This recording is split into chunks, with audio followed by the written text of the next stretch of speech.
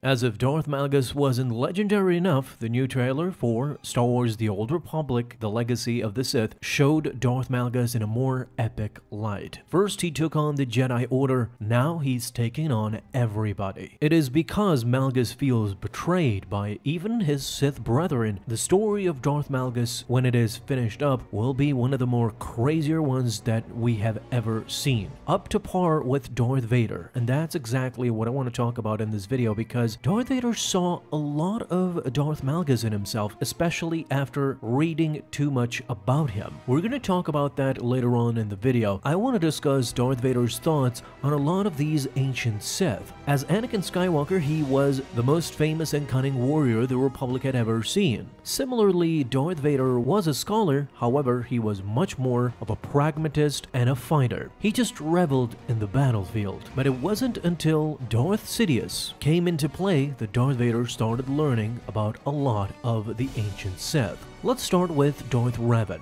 With recent novels and books such as, for example, Lords of the Sith and many others similar to that novel, in the new canon we can clearly see a pattern where Darth Sidious started to hate the notion that he had to abide by only one apprentice. The same could be said about Darth Vader. At times in canon and many times in the expanded universe, meaning in Legends, Vader would go out of bounds and try to recruit his own apprentice, just so that they could together then defeat Emperor Palpatine and take his place as the ruler of the galaxy. Both of them, of course, did not succeed in this endeavor until Palpatine had his sights on Vader's son, Luke Skywalker. What Disney is slowly trying to build is the relationship between all the Sith at all times. In the expanded universe, the ancient Sith did not approve of the methods of Sidious and Vader. Similarly, when reading about the ancient Sith, Vader had his own qualms about how they handled their transference of power, especially with these two Sith, Darth Revan and Darth Bane. Their legacy would go on to change the Sith forever. Well, here comes Vader with his emotional past and his emotional present. How Vader felt about the rule of two in the beginning when he became Darth Vader. How he felt about the rule of two, then we will move on to how he felt about the rule of two after a while, after a couple of years, but mostly the thoughts that Vader created about the man who invented the rule of two,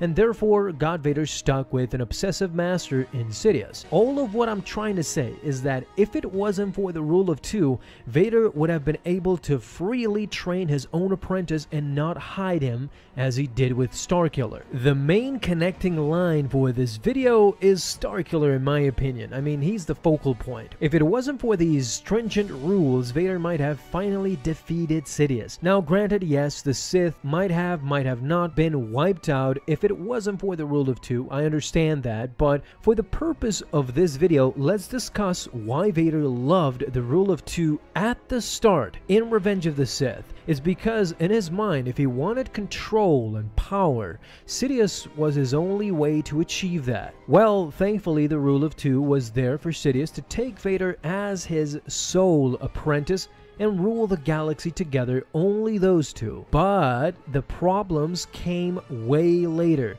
when finally Vader accepted that he just couldn't defeat Sidious alone. He was too restricted with his injuries and suit. He was realistic enough to understand that his biggest problem now was that he officially couldn't get a new apprentice because his master just wouldn't allow it because of the rule of two. And so what did he do?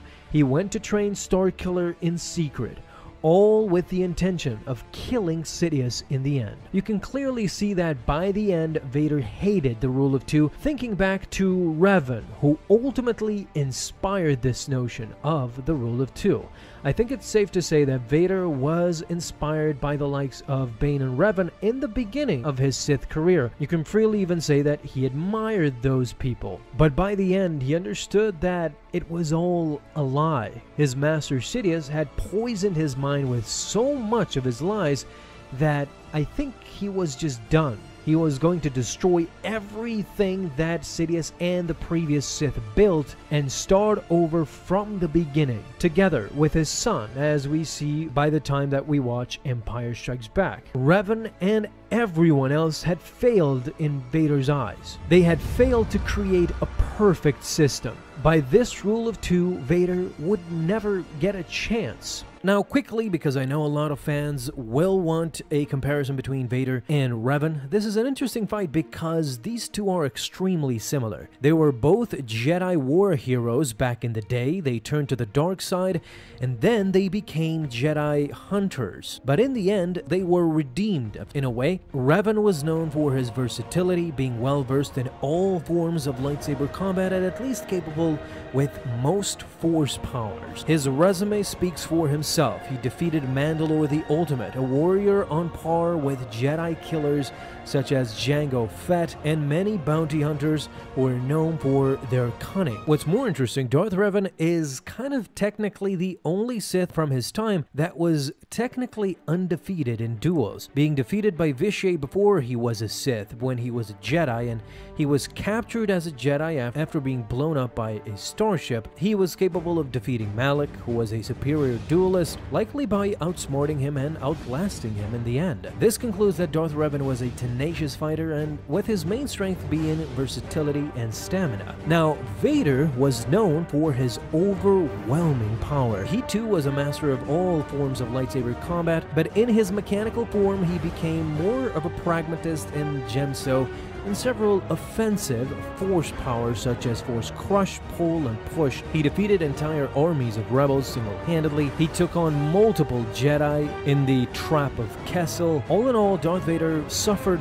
very few defeats during his time as a Sith Lord and was even considered by Palpatine to have surpassed the legendary Darth Malgus. Vader was a power user. He crushed you with his relentlessness, and his mechanical body gave him that strength advantage. Very few beings in the galaxy can sustain more than one or two blows from him. So after Darth Revan and Darth Malgus, it was actually thousands of years later that Darth Bane wrote about Darth Malgus in the book The Rule of Two. This is why Sidious eventually obtained the surviving excerpts of Malgus's journal from an antiquities dealer and inserted him into his own book called The Book of Sith, which was a book carrying anthologies of various Sith historical writings. Unfortunately, all this falls into Legends material now, but even then, we get a stark glimpse at these modern Sith admiring the ancient ones. Sidious found Malgus's military abilities and strengths in the dark side to be very much impressive, even to the point where his apprentice Darth Vader studied Malgus's writings and noted that there was a lot of similarities between himself and the ancient Sith Lord Malgus, giving in to the thought that alongside Vishay, Malgus was seen as being perhaps one of the most powerful Sith Lords in history in terms of his sheer strength, might, and influence. All of these three traits are something that Darth Vader had as well. Everybody admired his strength, his might, and of course his influence. We all know that Darth Vader can change the demeanor of a room by just entering it, similar to Darth Malgus. So all these things makes the content very much compelling that is coming from Darth Malgus in Legacy of the Sith. So tell me guys, what do you think about Darth Vader and Malgus? Are they the same version of each other or are they completely different? Thank you guys so much for watching this video, and if you enjoyed, leave a thumbs up down below, subscribe for dailies. Now you have an awesome day, Star Wars fans. I'll see you in the next video, and may the Force be with you. Until then.